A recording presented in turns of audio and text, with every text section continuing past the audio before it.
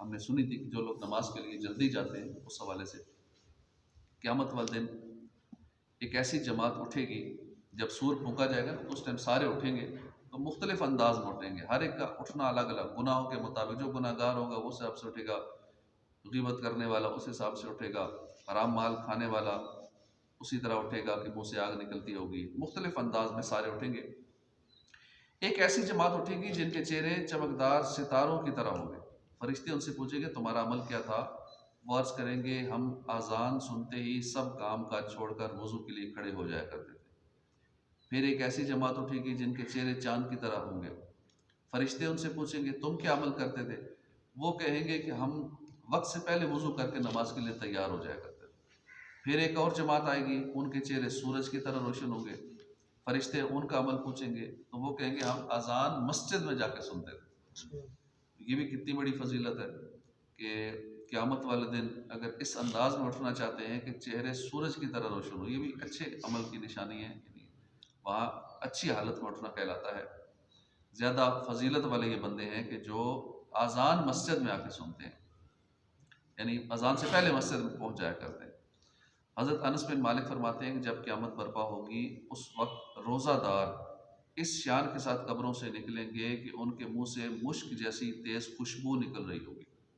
ये अपनी खुशबू से पहचाने जाएंगे। फिर जब ये मैदान माशर में पहुंचेंगे तो उनके लिए दस्तरखान बिछा दिया जाएगा, उन पर खाना लगा दिया जाएगा। उन्हें हुक्म होगा कि खाओ कि तुम उस वक्त भूखे रहते थे जब लोग पेट भरकर खाते थे, पियो कि तुम उस वक्त प्यासे रहते थे जब लोग पानी से सैराब होते थे। चुनाचे वो ये खुश नसीब खाएंगे पिएंगे आराम करेंगे, जबकि दूसरे लोग थके मांदे होंगे, दूसरे परेशान हाल होंगे, हिसाब किताब में मसरूफ़ होंगे, और रोज़ेदार खुश नसीब वहाँ दावतें खा रहे हों, और मेज़बान अल्लाह की ज़ात, अल्लाह पाक उनकी दावतें कर रहा होगा। तो आज रोज़े रखना, यानी कि रमज़ान के रोज़े तो है ही फ़र्ज़ ना, वो तो रखनी है। उसके अलावा नफली रोज़े, जैसे इन दिनों में रोज़े रखना, हर पीर को रोज़ा रखना, जुमरात को रोज़ा रख लेना, या उसके अलावा रोज़ रोज़े रखना अगर हिम्मत है तो, वरना एक दिन छोड़ के रोज़ा रखना। तो अब इन दिन छोटे हैं, इन दिनों में रोज़ा रखना और आसान है, रातें लंबी हैं, दिन छोटे हैं। तो रोज़े रखने वाले इंशाअल्लाह क़यामत वाले दिन बग़ैर हिसाब किताब के, एक तो जल्दी सारे मामला से फ़ारिग़ होके अल्लाह के यहाँ दस्तरखान बिछा होगा, वहाँ खा पी रहे होंगे, आराम कर रहे होंगे, और बाकी लोग थके मांदे हिसाब किताब टेंशन और ना जाने वो जो नफ्सा नफ्सी का आलम होगा, हिसाब किताब का सिलसिला होगा, उसमें मसरूफ़ होंगे। गौर फरमाइए कितनी आसान आसान नेकियां हैं। कलमा तैयबा पढ़िए, इंशाअल्लाह ना मौत के वक्त घबराहट होगी, ना कब्र के अंदर घबराहट होगी।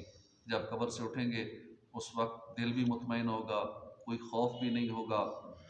अजान देने की आदत बनाएं, कब्र से अजान देते हुए उठेंगे, पांचों नमाजें वाजमात पढ़ने, अजान होते ही बल्कि अजान से पहले वज़ू करके नमाज के लिए तैयार हो जाने, बल्कि अजान मस्जिद में जाके सुनने की आदत अगर बन जाए तो अल्लाह ने चाहा तो क़यामत वाले दिन चमकदार चेहरे के साथ उठेंगे। रोज़े रखने की आदत बन जाए रमज़ान के रोज़े तो फ़र्ज़ है ना, वो तो रखने ही रखने, उसके साथ नफल रोज़ों की भी आदत बनाइए। सेहत इजाज़त दे, फ़राइज़ व वाजिबात की अदायगी में अगर और रिज़्क़ हलाल कमाने में दुश्वारी ना हो तो रोज़ाना ही रोज़ा रखिए।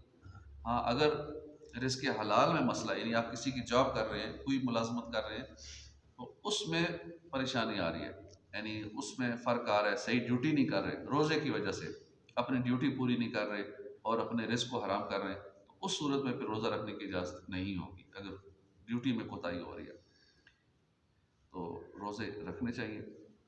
हफ्ते में कम से कम एक रख लेना चाहिए। पीर शरीफ को रोज़ा रखने की आदत बना लेनी चाहिए। हमारे आका सल्लल्लाहु अलैहि वसल्लम पीर का रोज़ा रखते थे। हर जुमरात को रोज़ा रखने की आदत बना लें, और मुमकिन हो तो अय्याम बेइस के रोज़े, यानी हर माह चाँद की 13, 14 और 15 को, ये अय्याम बेइस के रोज़े कहलाते हैं। इंशाअल्लाह कब्र से ऐसा उठना नसीब होगा कि मुँह से मुश्क की खुशबू आ रही होगी। अहले महशर रोज़ादार को उसकी खुशबू से पहचानेंगे, और अल्लाह ने चाहा तो मैदान क़यामत में, मैदान माशर में जब लोग नफसी नफसी के आलम में होंगे, तपती हुई तांबे की ज़मीन, आग बरसाता हुआ सूरज, इस होलनाक गर्मी में लोग पसीने में नहाए हुए होंगे, कुछ तो अपने पसीने में डुबकियां ले रहे होंगे, सख्त भूख होगी, प्यास का गलबा होगा। ऐसे होलनाक दिन में, ऐसे होलनाक हालात में लोगों को हिसाब किताब की फ़िक्र होगी, और रोज़ादार मज़े से दस्तरखान पर बैठे दावत खा रहे हों। अल्लाह पाक हमें उन नेक लोगों में शामिल फरमाए, ये नेक अमाल करने की तौफीक अता फरमाए। एक हदीस पाक में है, जब क़यामत का दिन होगा तो अल्लाह पाक मेरी उम्मत के एक गिरोह को पर अता फरमाएगा, जिनके ज़रिए वो अपनी कब्रों से उड़ के जन्नत में चले जाए। ये भी कितनी बड़ी शहादत है कि सारी टेंशनों से आज़ाद होकर, सारी परेशानियों से बचते बचाते, कब्र से उठते ही पर मिल जाएंगे और सीधा परों से जन्नत के अंदर चले जाएंगे। वहाँ जैसे जाएंगे लुत्फ़अंदोज़ होंगे। फरिश्ते पूछेंगे, क्या तुम हिसाब दे चुके हो? वो कहेंगे, हमने हिसाब नहीं दिया। बगैर हिसाब के जो जन्नत में चला जाए, कितना खुश नसीब। वरना हिसाब जिसका होना है ना, उसका तो फिर एक एक ज़रे का हिसाब होना है, एक एक सांस का हिसाब होना है, एक एक पैसे का हिसाब होना है, किसी भी जुल्म किया उसका हिसाब होना है, जिसके हुकूक अपने ज़िम्मे उसका हिसाब होना है। वो इतना डिटेल से हिसाब होना है। यहाँ दुनिया में ऑडिट हो जाए तो कितनी टेंशन में आ जाते हैं, ऑडिट वालों को खिलाते पिलाते हैं, किसी तरह बच जाए, हालांकि सब कुछ ठीक भी किया होता है, फिर भी डर होता है कहीं ना कहीं से कुछ ना कुछ निकाल लाएंगे। तो इतना दुनिया के हिसाब का, छोटे से हिसाब, चंद लाख, चंद करोड़, चंद अरब रुपए का ऐसा डर, इसका हिसाब भी प्रॉपर रखा होता है। लेकिन दुनियावी मामलात में इतने डरते हैं, और आखिरत का हिसाब तो हमने बनाया ही नहीं हुआ। हालांकि रोज़ हिसाब करना चाहिए रात सोने से पहले, कि आज मैंने दिन में क्या कुछ किया, इसका खाता बनाना चाहिए कि ये गुनाह, फलां गुनाह कर लिए, इनसे तो बचना था। नमाज छोड़ दी, तहज्जुद नहीं पढ़ी, इशराक व चाश नहीं पढ़ी, ज़िक्र अस्कार नहीं किया, इतने दुरूद पाक नहीं पढ़े। ये रोज़ का अपना खाता बनाना चाहिए। और अगर दुनिया का हिसाब बना के भी हम टेंशन में आ जाते हैं और आखिरत का हिसाब हमने बनाया ही नहीं हुआ, तो फिर कितनी बड़ी टेंशन होगी। ऑडिट वहाँ जब होना है तो कितनी बड़ी परेशानी होगी। लेकिन जो खुश नसीब बग़ैर हिसाब किताब के जन्नत में दाखिल हो जाएंगे, कितने वो खुशकिस्मत लोग हैं, क्योंकि हमने हिसाब दिया ही नहीं। फरिश्ते फिर पूछेंगे, क्या तुम पुलिस सिरात से गुजर चुके हो? वो कहेंगे, पुलिस सिरात तो देखा ही नहीं हमने, क्योंकि जन्नत में जाने के लिए पुलिस सिरात पर से गुजरना भी ज़रूरी है, और वो बड़ा मुश्किल मरहला है। हिसाब किताब देना, फिर मीज़ान पे नेकियां तुलना, वो भी मुश्किल मरहला है, और फिर पुलिस सिरात से गुजरना। फिर फरिश्ते पूछेंगे, क्या तुमने जहन्नम को देखा? वो कहेंगे, हमने किसी चीज़ को नहीं देखा। तब फरिश्ते उनसे कहेंगे, तुम किसकी उम्मत में से हो?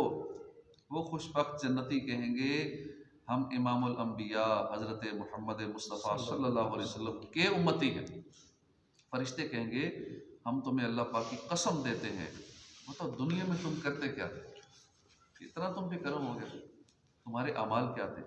वो जवाब देंगे, हमारी दो आदतें थी, जिनकी वजह से हम पे इतना करम हुआ कि कब्रों से उठते ही डायरेक्ट जन्नत में चले गए। ना पुलिस रात को देखा, हो सकता है यहाँ से गुजर गई हो बिजली किसी तेजी से, ना पुलिस रात को देखा, ना जहन्नम को देखा, ना हिसाब किताब हुआ, ना कोई और मसला मसाइल हुआ, ऐसे ही जन्नत में पहुंच गए।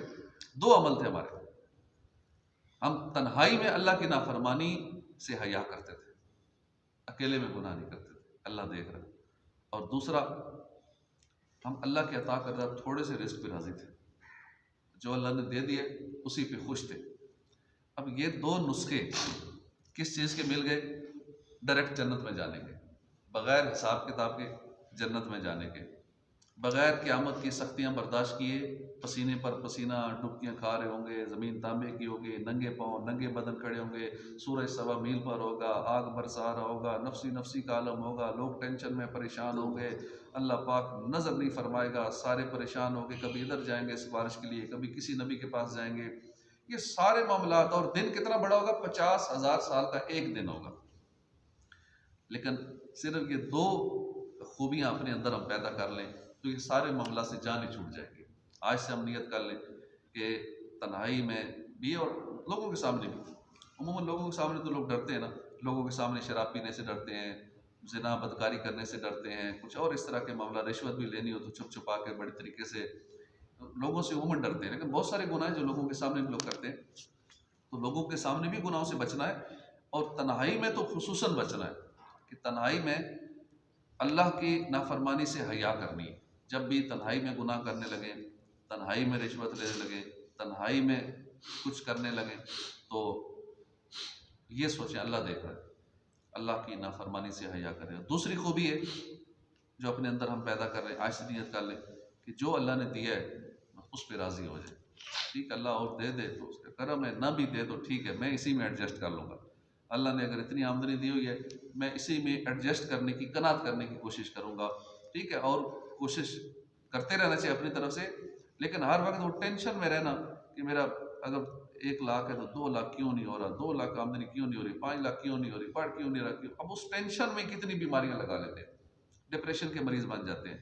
तो जो है उस पर खुश हो जाए, तो जितना अल्लाह दे दे, और नसीब में लिखा है दे देगा, नहीं लिखा तो ठीक है, जो वो हमसे राजी जिस बात पे ना इतना देने पे, तो हम उससे राजी, कनात कर लें, उसी में एडजस्टमेंट कर लें। तो ये 2 नुस्खे हैं बेहिसाब डायरेक्ट उड़ते हुए जन्नत में जाने के।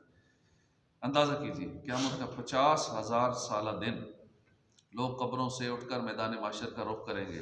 वो दहकती हुई तांबे की ज़मीन, 1.25 मील पर रहकर आग बरसाता सूरज, इंतहाई गर्मी, फिर नामा अमाल भी हाथ में, और फिर पढ़ के सुनाना है। बताओ क्या किया पूरी ज़िंदगी, फिर एक एक बात पढ़ के सुनानी, हिसाब किताब का मामला, पुल सिरात से गुजरने का मरहला। और पुल सिरात भी कैसा, बाल से बारीक, तलवार की धार से तेज, 1500 साल की राह। इधर लोग ऐसी होलनाक मुशक्क़तों में मुब्तला होंगे, और उधर अल्लाह की रज़ा में राज़ी रहने वाले, तन्हाई में भी रब करीम की नाफरमानी से बचने वाले, कब्रों ही से उड़कर डायरेक्ट जन्नत में पहुँच जाएंगे। ना मैदान माशर की गर्मी देखेंगे, ना हिसाब किताब, ना पुल सिरात। अंदाज़ा कीजिए कैसे खुश नसीब होंगे। काश हम भी ऐसे हो जाए, काश हम भी अल्लाह की रज़ा में राज़ी रहने वाले, खलवत और जलवत में गुनाहों से बचने वाले, अपने रब करीम के फर्मा बरदार बंदे बन जाए। पीरान पीर गौसे आज़म ने अल्लाह की रज़ा में राज़ी रहने के 2 नुस्खे, आसान तरीके बताए।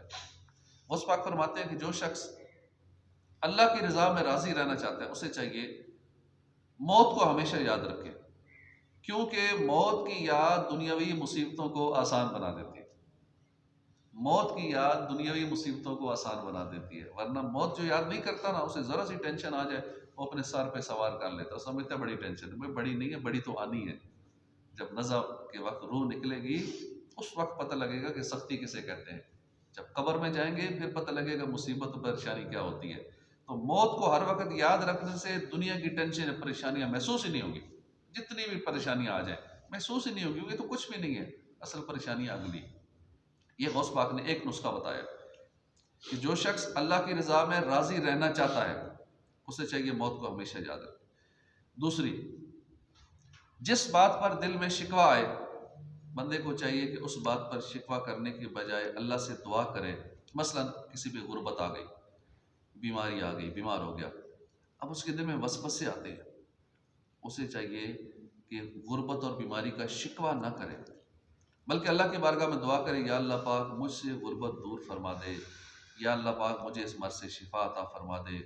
यूं अपने दिल को शिकवा शिकायत की बजाय दुआ में मशगूल रखे, इसकी बरकत से इंशाअल्लाह उसका दिल हल्का हो जाएगा, और अल्लाह ने चाहा तो अल्लाह की रज़ा में राज़ी रहने की तौफीक भी मिल जाएगी। दिल में दुआ करें, परेशानी आ गई, गुर्बत आ गई, दिल में दुआ करें। भाई हम लोगों को बताते हैं, भाई जिन्होंने जिस ज़ात ने मसला हल करना है उधर जिक्र ही नहीं करते, लोगों को बता के सब्र का सवाब ज़ाया कर देते हैं बिला वजह किसी को बता के। तो अल्लाह की बारगाह में दिल में दुआ करते हैं, अल्लाह ये मसला दूर फरमा दे, अल्लाह मैं इस परेशानी में दूर कर दे, दिल हल्का हो जाएगा, सुकून मिल जाएगा, और फिर अल्लाह की रज़ा में राज़ी रहने की तौफीक भी नसीब हो जाएगी। तो और भी इस तरह की क़यामत के हवाले से हमने काफ़ी बातें पहले भी सुनी थी कि लोग कैसे उठेंगे, किस हाल में उठेंगे, लेकिन अभी जो हमने नुस्खे सुने और गौस पाक के 2 फरमान सुने, थोड़ा आसान तरीके से कि किस तरह अल्लाह की रज़ा हासिल की जा सकती है। तो इंशाअल्लाह आज से कोशिश करें इस पर अमल करने की, अल्लाह पाक हमें तौफीक अता फरमाए। आमीन बिजाह नबील आमीन सल्लल्लाहु तआला अलैहि व आलिहि वसल्लम।